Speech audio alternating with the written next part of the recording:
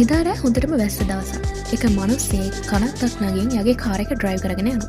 අනේ මේ පුද්ගලයා දකිනවා එක ළමයෙක් වැස්සේ තෙමි තෙමි කනත්තේ ගේට්ටුව ඉස්සරහින් මෙයා කාර් එක නතර කරලා ඒ ළමයාට කායකට නගින්න කියනවා ඒ ළමයාව ගෙදර ඇල්ලවන්න. මෙයා කායකට නැගලා පිටිපස්සේ ෂීට් එකෙන් ඉඳ ගන්නවා. මේ මනුස්සයාගේ ජැකට් එක ගරලා මේ ළමයාට දෙනවා ඒ ළමයා හොඳටම තෙමිලා හිටපු නිසා. ළමයාගෙන් පාරක් අහගෙන මේ මනුස්සයා ඒ ළමයා ඉන්නවා කියන ගේ ළඟට වාහනේ පදවගෙන යනවා.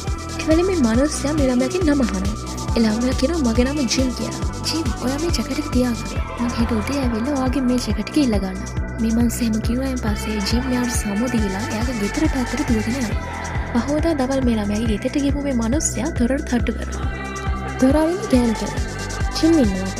ජිම්ගෙන් මගේ ජැකට් එක ඉල්ල ගන්න. මනුස්සයා කාන්තාවගෙන් අහනවා. ඒ කාන්තාව පුදුම වෙලා කියනවා ජිම් කියන්නේ මගේ පුතා. එයා මැරලා දැන් අවුරුද්දකටත් වඩා වැඩි.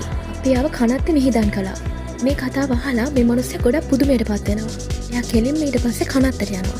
කනත්තේ වටපිට බලමින් ඇවිදින්දී එයා දකිනවා හුරු පුරුදු ෆොටෝ එකක් ගහලා තියෙන සොහොන් කොටක්. ෆොටෝ එකේ ඉන්නේ එයා ඊයේ රෑ කායකට නගගත්ත ළමයා. ෆොටෝ එකට පහලින් ජිම් කියලා ගහලා තියෙනවා. ඒ වගේම සොහොන් කොටේ පැත්තකින් එයා ඊයේ රෑ ළමයා රිදපු ජැකට් එක රඳවලා තියෙනවා.